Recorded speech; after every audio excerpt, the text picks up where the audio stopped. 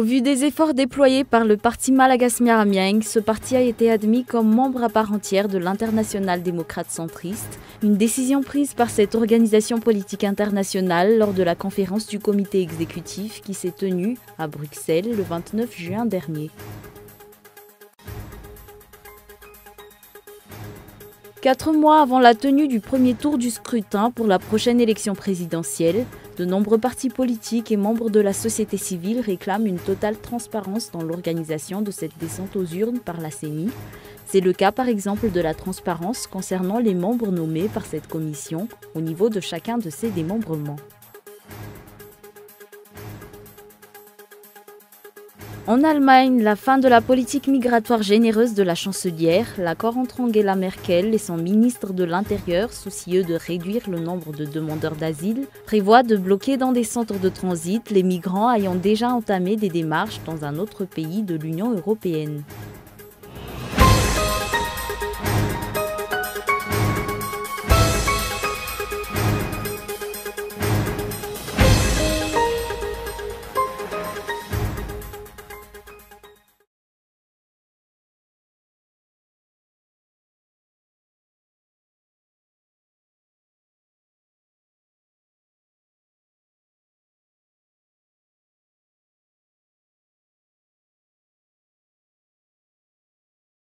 Bonsoir à tous et bienvenue dans ce journal. Aujourd'hui, nous ouvrons cette édition avec l'actualité politique.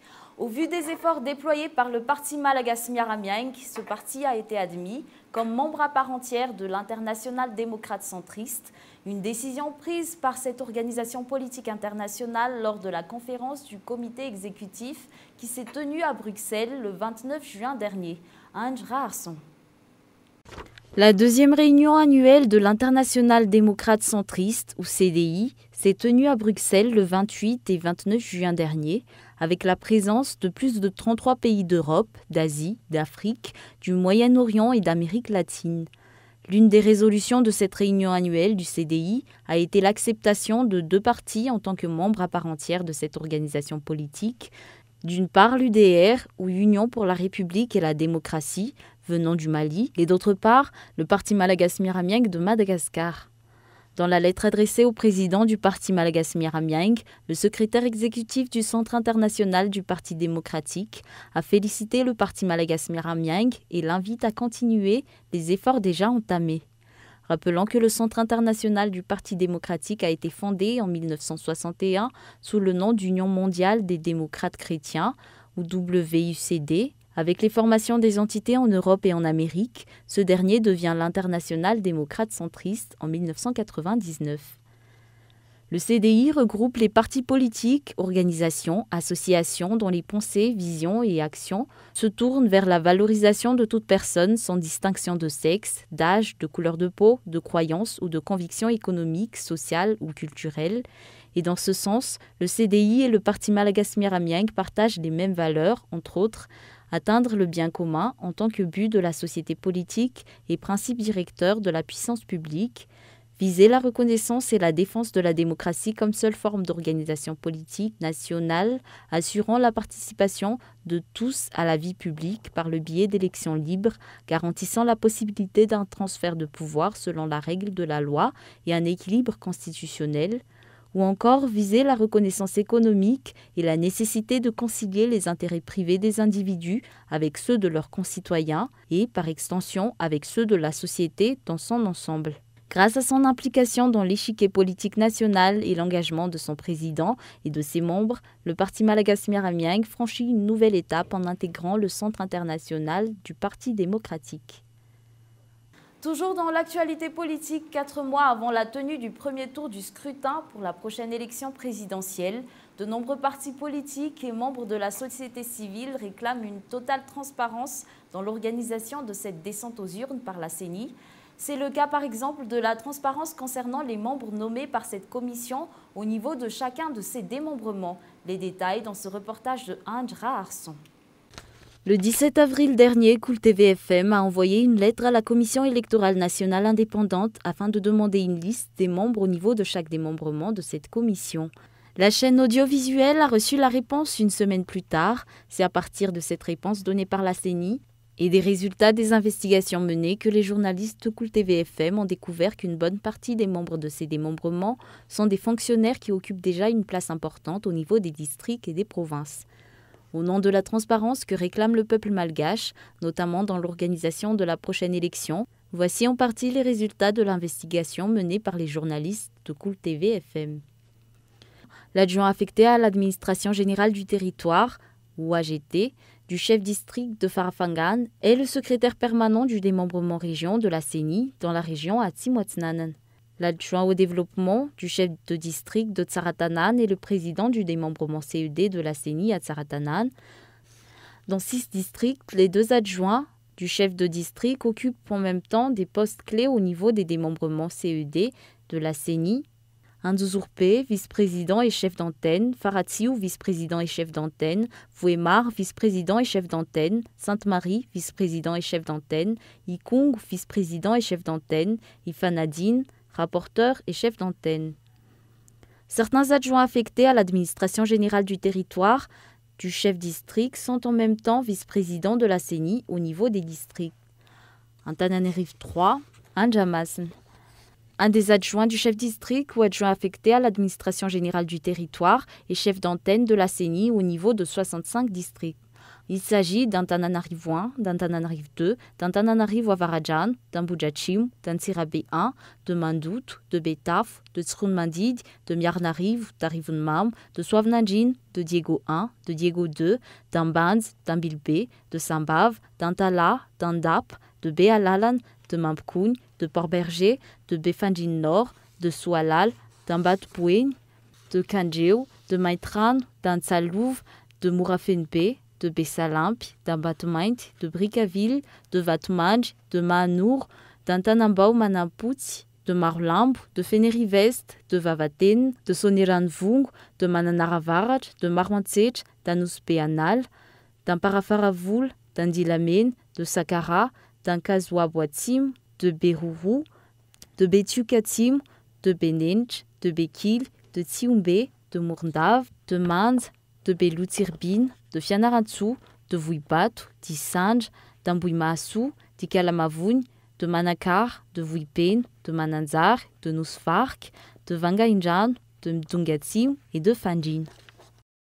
Sur un tout autre sujet, au cours d'une grève des étudiants de l'université d'Ankats ce jour, des agents des forces de l'ordre ont pénétré l'enceinte du campus universitaire pour arrêter 2 étudiants, un acte que le syndicat des enseignants condamne pour non-respect de la franchise universitaire. D'autre part, les agents des forces de l'ordre ont réclamé que toutes les vidéos de cette scène, filmées par des étudiants, soient supprimées. Michael Ramarla. Ce matin, 2 étudiants ont été arrêtés à l'université d'Ankats par les agents des forces de l'ordre lors d'une grève d'étudiants. Le CCS, le syndicat des enseignants-chercheurs et chercheurs-enseignants, condamne le fait que cette arrestation ait été effectuée dans l'enceinte de l'université.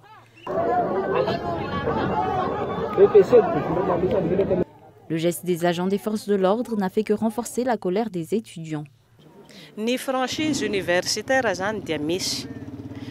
La franchise universitaire existe, mais malgré cela, c'est le droit et le devoir des agents des forces de l'ordre de maintenir l'ordre en dehors de l'enceinte de l'université. Toutefois, quel que soit le débordement, les agents des forces de l'ordre ne devraient pas avoir le droit de franchir l'enceinte de l'université. Les journalistes de Cool TV FM ont tenté d'obtenir plus d'informations concernant la franchise universitaire qui n'a pas été respectée aujourd'hui. Nous, les étudiants, nous n'avons fait que réclamer nos droits. Nous sommes allés fermer le portail en dehors des agents des forces de l'ordre qui ont violé la franchise universitaire. Des intrus sont entrés dans l'enceinte de l'université. Des agents des forces de l'ordre avec cagoule et des forces de l'ordre armées ont arrêté 2 étudiants, ce qui a mis le reste des étudiants en colère. Nous n'acceptons pas le fait que la franchise universitaire ne soit pas respectée.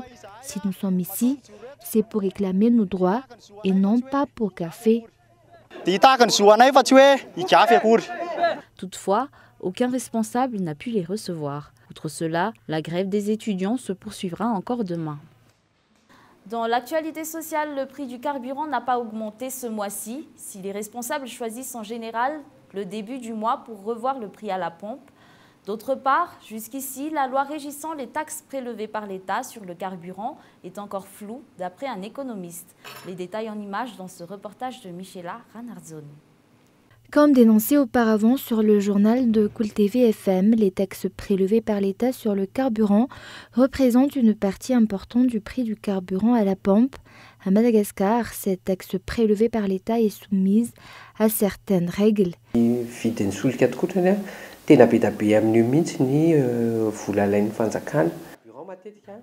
Dans le prix du carburant, une bonne partie est prélevée par l'État en guise de taxe. Il y a par exemple le TIPP, ou taxe intérieure sur les produits pétroliers. Une part de cette taxe sert au fonds d'entretien routier. D'autre part, une partie de cette somme est utilisée par l'État, à l'exemple de la TVA.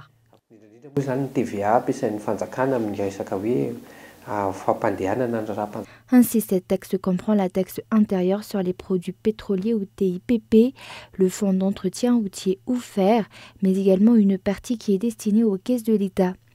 Le taux de chacun de ces démembrements est encore flou. D'après cet économiste, la question de redevabilité reste encore floue. C'est ce qui est étonnant parce que les contribuables ont l'impression de payer un montant important et pourtant au niveau de l'État, on ne sait pas vraiment où va cet argent. Généralement, ce sont les députés qui votent la loi des finances. Si les contribuables payent une somme conséquente à l'État, c'est que cette loi a été adoptée par les députés. Donc soit nous appliquons cette loi, soit la prochaine fois, nous voterons pour des députés qui serviront les intérêts de la population.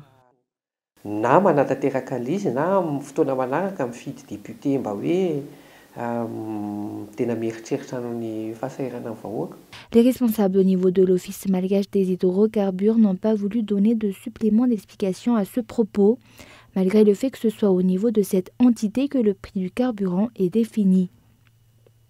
C'est également cet office qui détermine si le prix du carburant doit être revu ou pas. Rappelant qu'à Madagascar, les taxes prélevées par l'État sur le carburant s'élèvent à 1476 arrières sur les 4050 arrières du prix du litre d'essence, soit 36,44%, 20 arrières sur les 2480 arrières du prix du litre du pétrole, soit 0,81%, et enfin 933 arrières sur les 3400 arrières du prix du litre du gasoil, soit 27,88%. Toutefois, ce mois-ci, jusqu'à ce jour, le prix du carburant n'a pas augmenté. Reste à savoir quand les responsables décideront à nouveau de revoir ce prix à la hausse.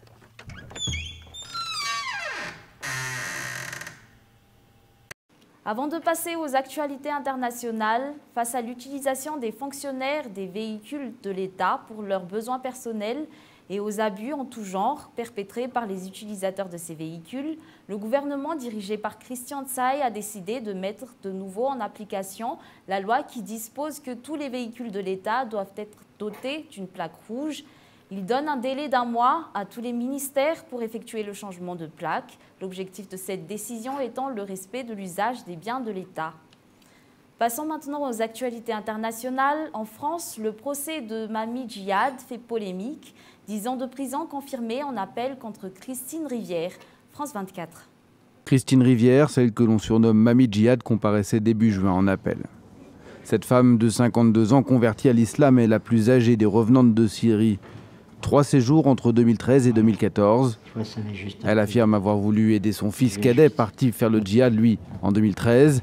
Ce que son autre fils explique devant les caméras. Non, ma mère n'est pas une terroriste. Ma mère nous aime tous les deux, moi et mon frère.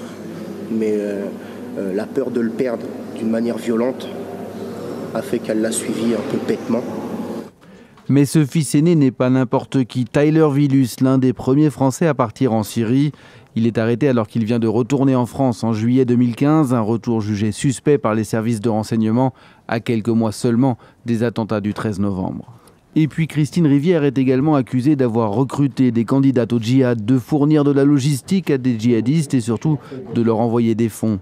En première instance, elle avait été condamnée à 10 ans de prison pour association de malfaiteurs à visée terroriste. Le parquet demande que cette peine soit confirmée et qu'il y soit ajouté la mention de financement d'actes terroristes.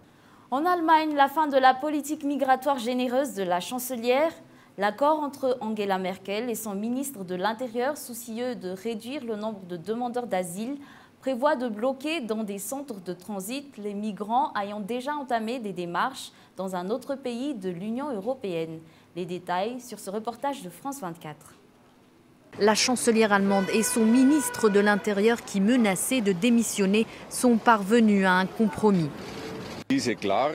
Nous avons trouvé un accord clair entre nos deux partis conservateurs.